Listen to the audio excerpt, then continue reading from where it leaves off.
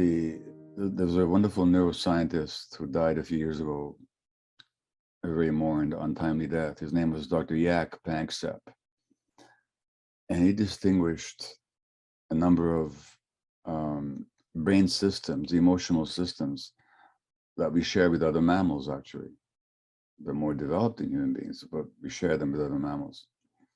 They include care, and he capitalized these, CARE, and that's our biologically, genetically, evolutionally determined impulse to care for the vulnerable. Its primary purpose is, of course, the care of the young, because none more vulnerable than a newborn and a child.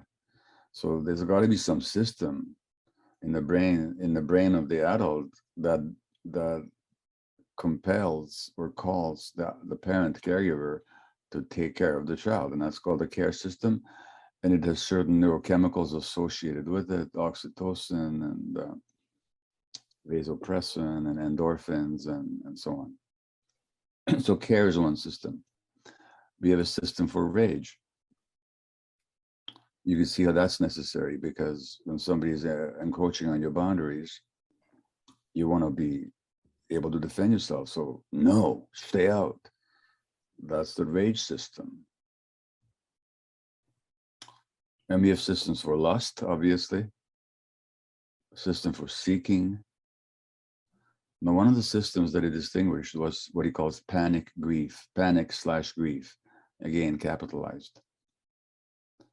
This is the response of the young creature who doesn't get the care that they need. If you're an infant and your parents are not there with you, they're meant to be with you 24/7, by the way. No mother cat leaves their infant. No mother orangutan puts the infant in a tree and goes off on a picnic. So when the parent is not around, the infant is meant to panic. Why? Because the infant panic response will show itself in crying and distress, and that'll bring the parent running, because the parent's care system gets activated by the child's panic. Grief is when the care is lost and there's real grief. And that's the necessary process to come to terms with the loss. It's gone, I'm not getting it back. I'm so sad.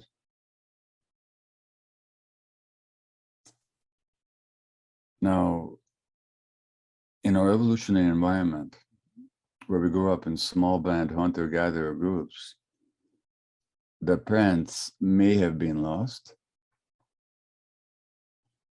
but there were others around to hold the child. So the child would be held in their grief. If the child is held in their grief, they can move through it and move past it and know that it's okay to grieve, even liberating to grieve, just like the liberation that you felt. But if there's nobody around to hold the child in their grief, then we suppress our capacity to grieve. And when you talk about the people that don't know how to grieve, that's what you're talking about.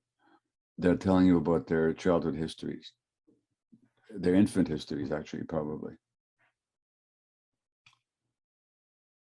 So these losses, they don't need to be overtly catastrophic, but I don't know if I mentioned this last time, but I was reading my mother's diary that she kept when I was a newborn, and this is during wartime in Budapest under the Nazis, mostly. And I always thought that my trauma had to do with those big tea events. But then she talks about how I'm 3 weeks old and she's lying there with me, and it's almost 2 in the morning, quarter to 2 in the morning. And my poor little Gubby, that's the diminutive for Gabor. I feel so bad for you. My heart is breaking, she writes in her diary. because you've been crying for the last hour and a half, hour and a quarter, asking to be fed. But I promised the doctor that I would feed you on schedule. So you're not due to feed until 2 o'clock again, because I fed you at 10 o'clock. Okay, this time I'm going to give in, but don't think it's going to happen again, because you're old enough of a young gentleman to realize that sometimes we have to wait for things. Okay? Now, I was grieving for an hour and a half, panicking and grieving. And these little losses that we think is just normal part of life, if they subvert or disappoint the child's natural expectation, they result in panic, they result in grief. And if they keep happening, it's unbearable.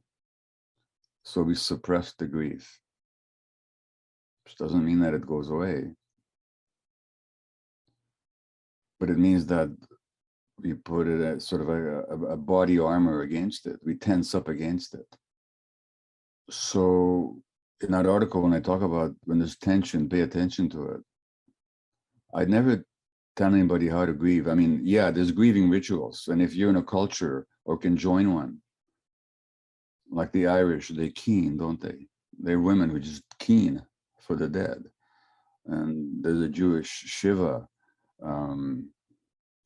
You sit Shiva. You visit the family of the deceased one, and you spend time together. You know, there's culturally the indigenous healing practices. So if you're in a culture that offers grieving practices, well, that's great.